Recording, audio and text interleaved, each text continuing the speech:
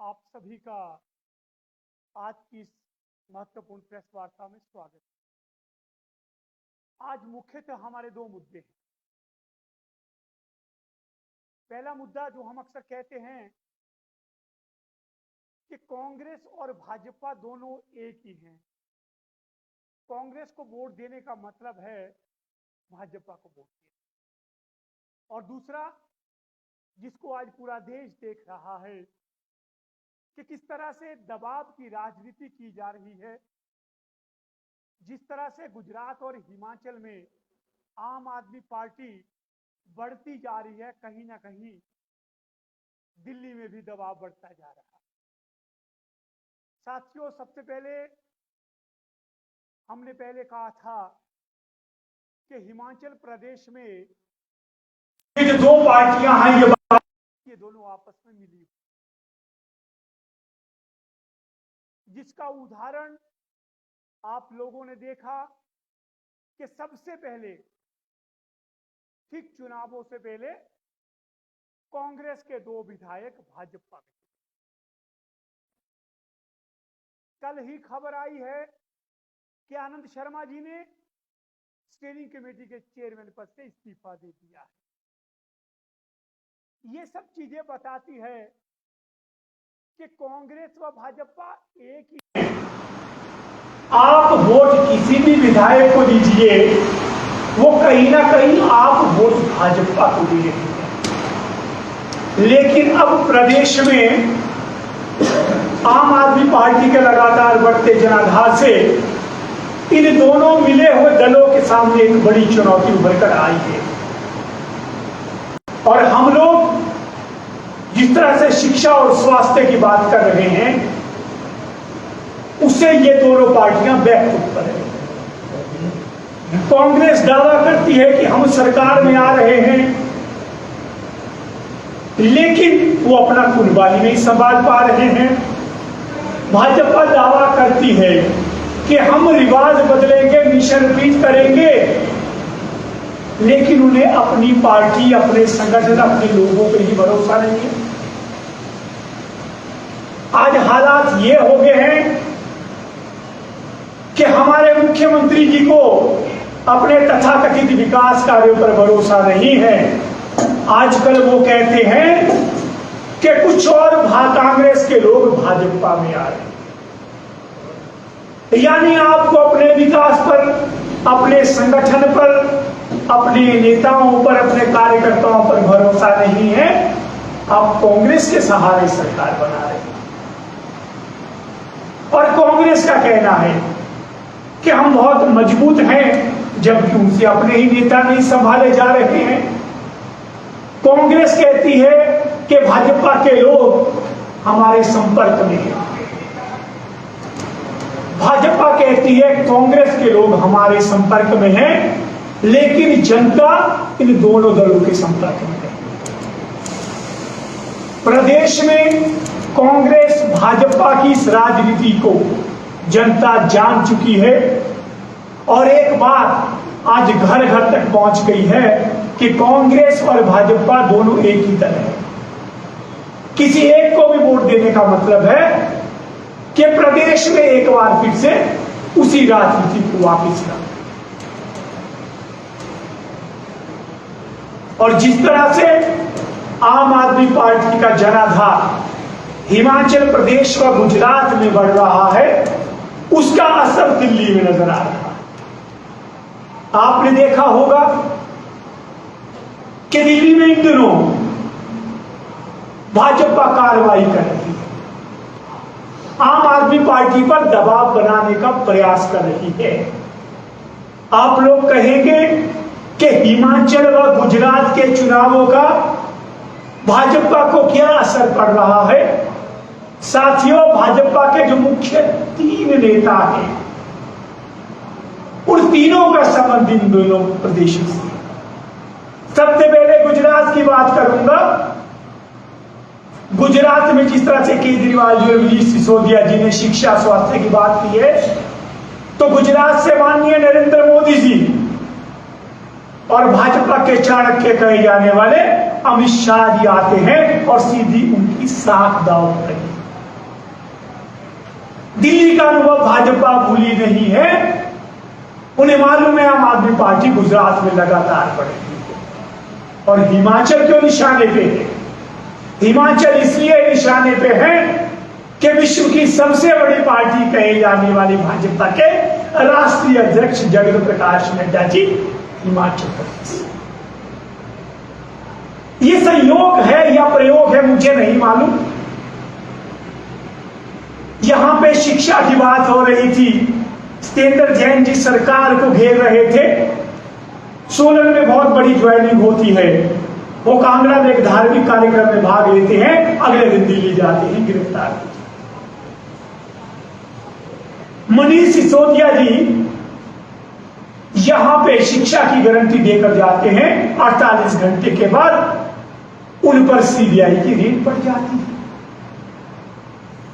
साथियों, शराब तो सिर्फ एक बहाना है, शिक्षा और स्वास्थ्य भाजपा का असली निशान है। वो नहीं चाहते कि शिक्षा की बात हो, स्वास्थ्य की बात हो। हमारी सरकार को दिल्ली में जब से बनी है तब से लेकर आज तक कई बार निशाना बनाया गया है और जब भी चुनाव आते हैं तो सीबीआई और ईडी केंद्र सरकार के इशारे पर एक बार फिर से सक्रिय हो जाए। लेकिन हम बताना चाहते हैं कि इस सबसे एक बात तय है कि आम आदमी पार्टी भाजपा के सामने सबसे बड़ी चुनौती बनती हुई है। आप जितनी मर्जी जांच कराइए, आप सीबीआई लाइए, आप ईडी लाइए, दिल्ली में तो होमगार्ड तक हमारे पास नहीं है, वो भी आपके पास है। एनआईए, होमगार्ड, पुलिस, जितनी जांच करवानी है आप करवाइए, हम नहीं डरते हैं। लेकिन ना तो इस तरह की बंदर घुड़कियों से केजरीवाल रुकेगा और ना ही केजरीवाल का शिक्षा, स्वास्थ्य और भ्रष्टाचार मुक्त शासन का मॉडल रुकेगा। अगर आपके कोई सवाल है तो प्लीज। अंग्रेज जी, कांग्रेस लगातार कह रही है कि जैसा कि सत्येंद्र जैन पर कार्रवाई चल रही है कि अभी हाल ही में मनीष सिसोदिया पर भी सीबीआई की रेड पड़ी है। कांग्रेस कह रही है कि अगर आम आदमी पार्टी के पास सबूत है तो जाओ अपने नेताओं को थोड़ा क्या करें? देखिए, मुझे लगता है कि न्यायिक प्रक्रिया में हमारा पूरा भरोसा है। मामला चाहे सत्येंद्र जैन जी का हो, चाहे मनीष सिसोदिया जी का हो। सत्येंद्र जैन जी अब तो स्वास्थ्य मंत्री नहीं बने हैं, लेकिन हमारा कभी भी किसी जांच का विरोध नहीं है। आपने देखा होगा मनीष सिसोदिया जी का पहला ट्वीट था कि जांच का स्वागत है, लेकिन हमारा विरोध टाइमिंग से है कि टाइमिंग क्या है आपकी। आप 4 साल पुराने मुद्दे को जब चुनाव आते हैं तभी आप केंद्रीय जांच एजेंसियां क्यों सक्रिय हो? कार्रवाई और उत्पीड़न ये दो अलग अलग शब्द हैं। कार्रवाई से हमारा विरोध नहीं है और आम आदमी पार्टी ने पहले दिन कह दिया था कि इनका निशाना सत्येंद्र जैन जी है। हमने दिल्ली की विधानसभा में 3 दिन पहले कह दिया था कि अगस्त में के माह में ये कार्रवाई करेंगे, क्योंकि हम भाजपा को जानते हैं। जहां आप विकास से हमें चुनौती नहीं दे सकते, जहां आप चुनावी राजनीति में हमें नहीं हरा सकते, वहां आप इस तरह के हथकंडे अपना करके आम आदमी पार्टी को आगे बढ़ने से रोकने की कोशिश करते हैं। आज अनुराग ठाकुर ने बयान दिया है कि 24 घंटे का उन्होंने टाइम दिया था आप इस संयोजक अरविंद केजरीवाल को कि इस मामले में जवाब दें, तो उन्होंने जवाब नहीं दिया, तो इससे साफ पता चलता है कि वो भ्रष्टाचार में लिप्त है। देखिए, अनुराग ठाकुर जी बहुत बड़े नेता हैं। देश का पूरा विपक्ष, देश की पूरी जनता 8 साल से मोदी जी से जवाब मांग रही है। आज तक मोदी जी ने कोई जवाब नहीं दिया, ना कोई प्रेस कॉन्फ्रेंस की। तो अनुराग ठाकुर जी को, अरविंद केजरीवाल जी को 24 घंटे देने के पहले 8 घंटे का मोदी जी का ट्रैक रिकॉर्ड भी देख लेना चाहिए। और दूसरी बात, अनुराग जी के कहने पे ना आम आदमी पार्टी को जवाब देगी ना केजरीवाल जी जवाब देंगे। हमें जनता को जवाब देना है और आम आदमी पार्टी जनता को जवाब दे रही है। मनीष सिसोदिया जी ने एक ट्वीट किया है कि भाजपा से मुझे ऑफर आया है और उस ऑफर में ये बोला कि आप तोड़कर भाजपा ज्वाइन कर लो, ईडी और सीबीआई के जो केस है वो बंद कर देंगे। तो क्या लगता है कि जो मनीष सिसोदिया ने ट्वीट किया, क्या प्रूफ है उनके पास या क्या वो जो दावा कर रहे हैं उसके बारे में? देखिए, मनीष जी बहुत बड़े पद पे बैठे हैं, उनके ट्वीट पर किसी तरह का संदेह करना मुझे लगता है बहुत बड़ी बात होगी। उन्होंने अगर बात लिखी है तो पुख्ता लिखी होगी, लेकिन मैं रिकॉर्ड बता दूं, भाजपा के पास ऐसी वॉशिंग मशीन है जिसमें कोई भी नेता आता है, वो वॉशिंग मशीन में डाला जाता है, पवित्र होकर निकल आता है।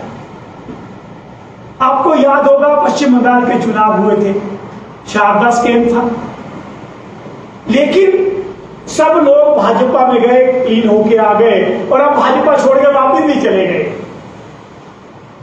भाजपा का इतिहास रहा है ये कि भाजपा, आप हिमाचल प्रदेश में देखिए, आज हमारे बीच में नहीं है पंडित सुखराम, भाजपा ने 1 महीने संसद का कार्य रोक के रखा था उनके बारे में, लेकिन उनको भी भाजपा में लाकर के उनका भी स्वागत किया गया था। तो भाजपा का भ्रष्टाचार के प्रति देखिए, ये तय है कि जो भाजपा में जाएगा वही क्लीन चिट पाएगा। लेकिन सिसोदिया जी का ट्वीट आपने ये और बयान ये पढ़ा, एक और नहीं पढ़ा कि मैं महाराणा प्रताप का वंशज हूं, हाँ सर कटा सकता हूं लेकिन झुका नहीं सकता हूं। हम आंदोलन से निकली हुई पार्टी, हमारे लिए नया अनुभव नहीं है। इससे पहले भी सिसोदिया जी पर सीबीआई की कार्रवाई हुई थी, अरविंद केजरीवाल जी के कार्यालय में छापे पड़े थे, जैन जी पर सीबीआई ने 3 साल मामला दर्ज रखा, बाद में क्लीन चिट दी, हमारे 40 विधायकों पर एफआईआर हुई। तो देखिए, ये हमारे लिए नया अनुभव नहीं है, लेकिन ये अनुभव आम आदमी पार्टी को और मजबूत बनाता है। हम और दुगनी ताकत से मजबूती से उभर कर आते हैं। हम डरने वाले लोगों में से नहीं है, लेकिन इससे साफ हो गया कि मोदी सरकार आम आदमी पार्टी को चुनौती मानती है, इसलिए वो हमें दबाना चाहती है, डराना चाहती है। साफ है कि 2024 का मुकाबला